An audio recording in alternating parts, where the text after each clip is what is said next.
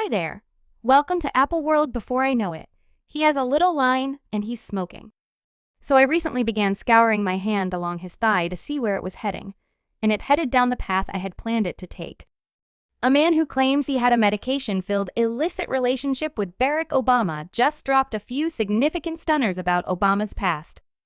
Larry Sinclair, who recently distributed a book about his cozy encounters with Obama, was consulted by Tucker Carlson, and he claimed that one more supposed previous admirer of Obama, Donald Youthful, was killed to prevent him from spilling Obama's insider facts. Sinclair's hazardous meeting comes soon after one more secretive demise, that of Obama's previous cook, Tafari Campbell, who was supposedly intending to compose a book on his encounters working at the White House. In the meantime, fans via online entertainment have additionally reignited the discussion about the demise of Joan Waterways, who kicked the bucket only weeks after openly guaranteeing that Barrack Obama is gay and that his significant other Michael is transsexual. As you can envision, Larry Sinclair's meeting has totally separated the web. And keeping in mind that many individuals are guaranteeing that Sinclair is a cheat and say Obama ought to sue him for maligning, others are persuaded there must be in any event a reality to these charges, since this multitude of individuals can't be lying about exactly the same thing. In any case, what precisely did Larry Sinclair uncover about his supposed issue with Obama? What's more, are his cases in any capacity associated with the deaths of Donald Youthful, Tafari Campbell, and Joan Waterways? We should get into it. Not really good or bad you performed, Baron. I did indeed. You did indeed? In the driver's direct, definitely. Furthermore, he's cool with this. In this way, Exhaust Carlson just evaluated Larry Sinclair, a man who claims he connected with and took cocaine with Barack Obama at two events back in 1999. Sinclair let Carlson know that he was in the Chicago region for a couple of days to celebrate his godson's graduation from the Maritime Foundation, and he employed a limo for the event. Notwithstanding, since Sinclair's godson couldn't leave the base, Sinclair inquired as to whether he knew any individual who could take him for a ride, and the driver supposedly took him to a bar and acquainted him with Obama. Furthermore, he got me my lodging in Gurnee and crashed into Chicago, pulling up in a bar outside. What's more, there's this person who is acquainted with me as Barrack Obama. As indicated by Sinclair, he told Obama he was drained and required something to awaken him. Furthermore, Obama purportedly said he knew precisely where to get the stuff Sinclair was searching for. He promptly understood what I was alluding to, clarified that I was searching for it and truly was, and had the idea that he knew where we could get it, so we left and went get it.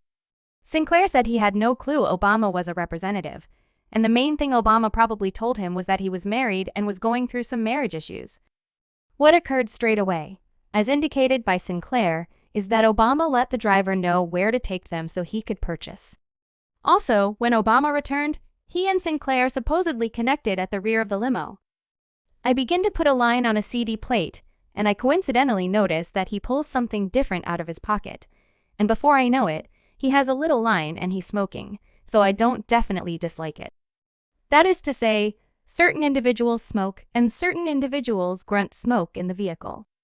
Indeed, so as I'm doing a line, I simply start here. You sort of take your action to see where things are going. So I recently began scouring my hand along his thigh to see where it was going. Furthermore, it headed down the path I had planned for it to take. As per Sinclair, Obama didn't appear to be stunned at all when he took action against him. He was particularly into it, as a matter of fact. Furthermore, the next day he appeared at his inn, searching for more. It's not something that he was stunned by. Better believe it, stunned by you don't get energized, you don't unfasten your jeans, and you don't simply stay there and allow it to work out. Definitely. So it certainly wasn't Barrack's most memorable time, which I'm sure beyond a shadow of a doubt was I opened the entryway, and he's remaining there, and he's remaining there with more.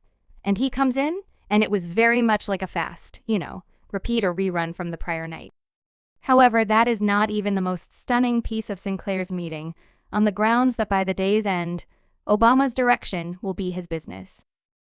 Notwithstanding, what got many individuals disturbed was the part where Sinclair guaranteed that after Obama reported his mission, he got a call from Donald Youthful, the previous ensemble chief at the congregation, and Obama joined in. Also, only months after the fact, Donald Youthful was tracked down and killed in his Chicago loft. His dissection report expressed that he had experienced various shot injuries and that his demise was managed as a murder. However, the culprits were rarely distinguished. Sinclair, in any case, brought up the fact that even Donald Youthful's mother asserted that Donald was killed to prevent him from uncovering Obama's mysteries.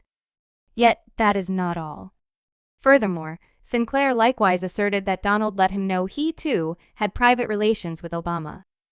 Presently, the motivation behind why Sinclair's meeting caused such a lot of buzz is on the grounds that it came not long after a few unusual, fortuitous events were uncovered to general society, beginning with the distribution of Obama's old letters to his sweetheart. Viral reports about Joan Waterways being disposed of for calling Obama gay, and most recently, the baffling demise of Obama's own culinary expert, Tafari Campbell.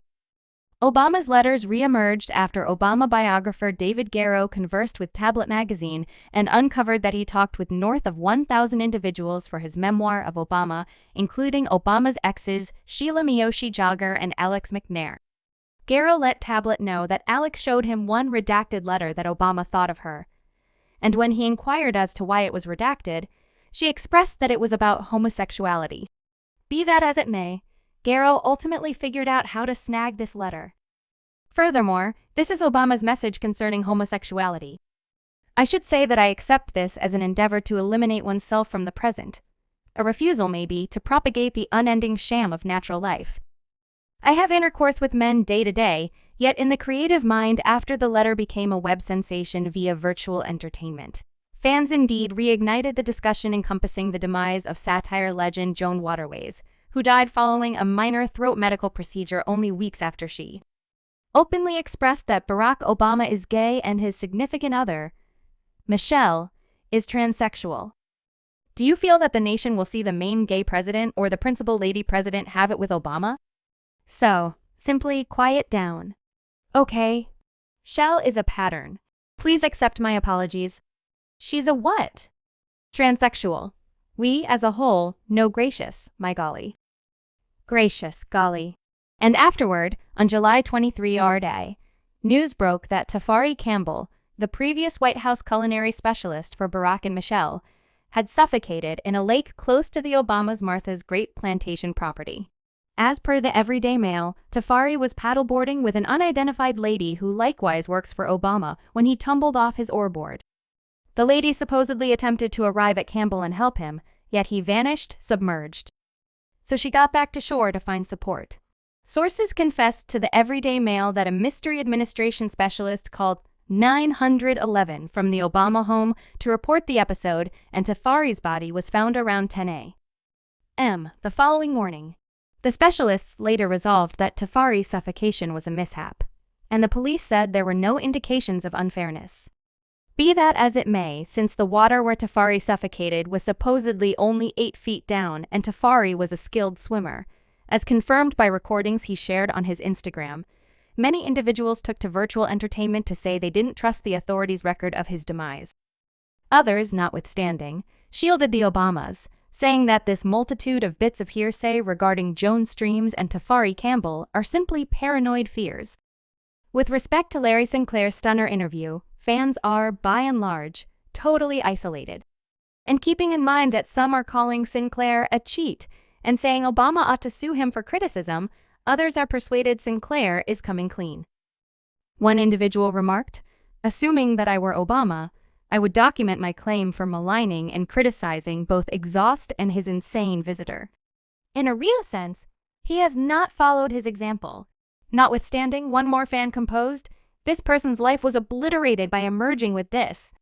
He didn't have anything to acquire or lose, including his life, which adds greater believability to his story. The main reason he is as yet immaculate is on the grounds that he went exceptionally open with his allegations.